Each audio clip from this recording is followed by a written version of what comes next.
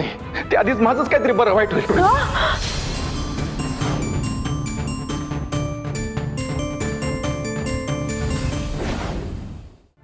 नाही, लोकांचं काय हो, पावलं नाही तर देवाला पण नाव ठेवतात. आपण तर माणूस आहे, पण माई मला खात्री आहे तुम्ही असं काय बी करणार नाही, कारण माझी माई अशी नाहीच आहे.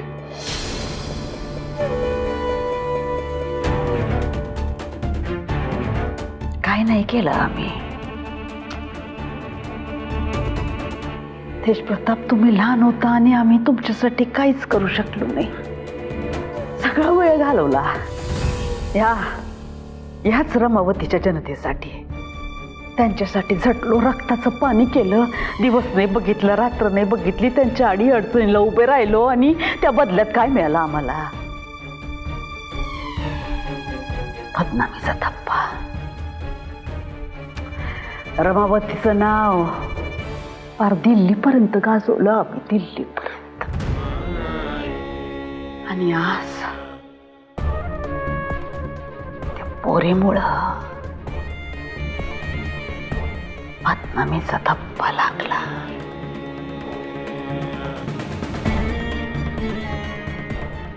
आपलीच पोर, आपल्याच घरातली, आणि आमच्या विरोधातच.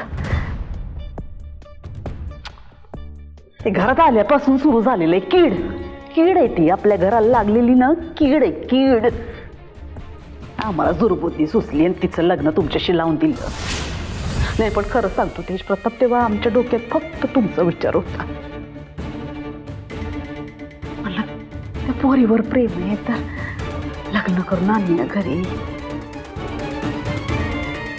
आमचं लेकरू सुखी होईल, आनंदी होईल, त्याला प्रेम मिळेल. पण आणि होता थोडा आमचा पण स्वार्थ होता त्यात, का आम्हाला चांगली सून मिळेल.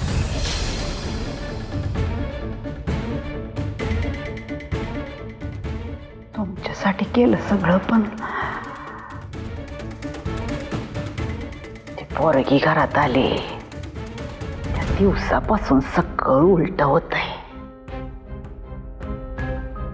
आमचं घर तुटायला लागलं. सतत काही ना काहीतरी काढतंय. आणि आता तिने आमच्या थारेपणावर बोट ठेवलं. माई, हे सगळं तुम्हाला हरवण्यासाठीच्या खेळी आहेत. पण मला माहिती आहे ना, तुम्ही पाण्यासारख्या स्वच्छ आणि निर्मळ आहात. तुम्ही काळजी करू नका बाई, कोणी नसलं तरी मी आहे तुमच्यासोबत. काय एक वेळ माझा स्वतःवरचा विश्वास उडेल, पण तुमच्यावरचा विश्वास कधीच नाही उडणार. शब्द आहे आपला. चांगलं आहे, असं एवढंच ऐकायचं होतं आम्हाला. या विश्वासाची गरज होती, कारण आयुष्यात पहिल्यांदा भीती वाटली आम्हाला का आमचं लेकरू आम्हाला सोडून जाईल.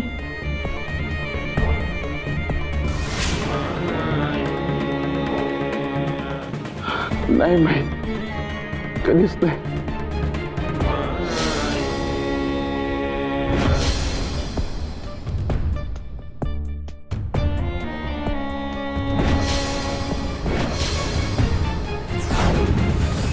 हो, काळजी करू नका, तुमचं काम होणार म्हणजे नक्की होणार. एकदा हे इलेक्शन संपलं का नाही, तुमची फाईल आपोआप पुढे सरकेल. होय, ठेवा आता फोन. हा साहेब, ही ती माणसं.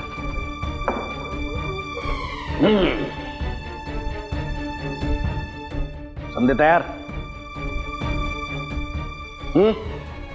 काय हे बघा, तो प्रोग्राम जर शांतपणे पार पडला याचा अर्थ काय, तुम्ही समजे फेल. होय, मला त्या प्रोग्राम मध्ये शांतता नकोय, गोंधळ हवाय, दंगा हवाय, राडा हवाय, नुसती घोषणाबाजी, तोडफोड, ढकलाढकली व्हायला पाहिजे. काय मोठा आवाज झाला पाहिजे. पण हो, तुमचे कोणाचे पण चेहरे दिसता कामा नये. हा, काळजी करू नका. तुमच्या अंगावर काही बी येणार नाही याची जिम्मेदारी माझी.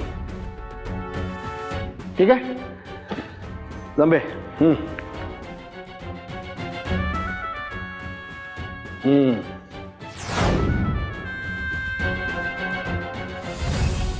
लक्षात आहे ना काम तू बी. पोरांनो, हा फकस्त ऍडव्हान्स आहे. एकदा का काम चोख झालं तर पुढचे पैसे.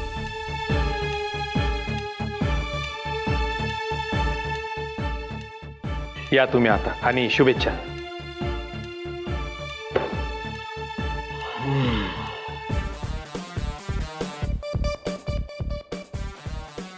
साहेब, हे ते वैद्य मक्तेदारचे पॉम्पलेट आले, तिच्या प्रचाराचं नेमकं कसं करायचं? तुला जायचंय का?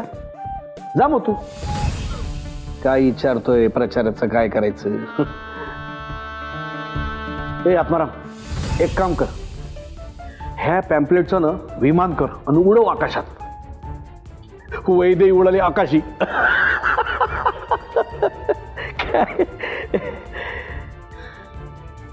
आत्माराम, लोकांना मुद्दा नकोच असतोय, लोकांना फक्त तमाशा हवा असतोय. आणि तमाशा करण्यात आपला कोणी हात धरेल का? खरे साहेब. आता या निवडणुकीच्या फडावर या दोन्ही सासू सुनाला असं काय नाचवतो का नाही की लोक बघतच राहतील बघ. टन टन टन टन टन टन टन टन टन टन टन टन टन टन.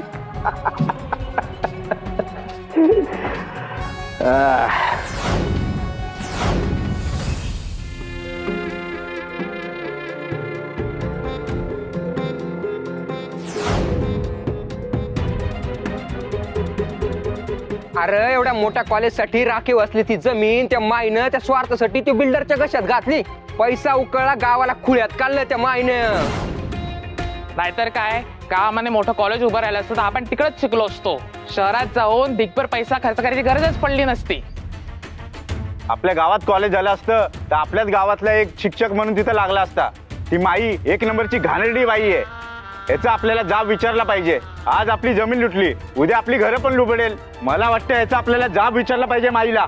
बरोबर आहे. चला आपण जाऊया बंगल्यावर.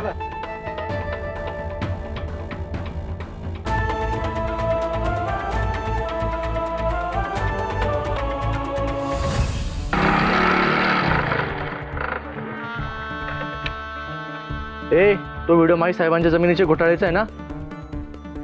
अशा लोकांना धडा शिकवलाच पाहिजे. चल माई साहेबांच्या बंगल्यावर जाऊ आणि मोर्चा काढू. होय होय, चला चला चला चला.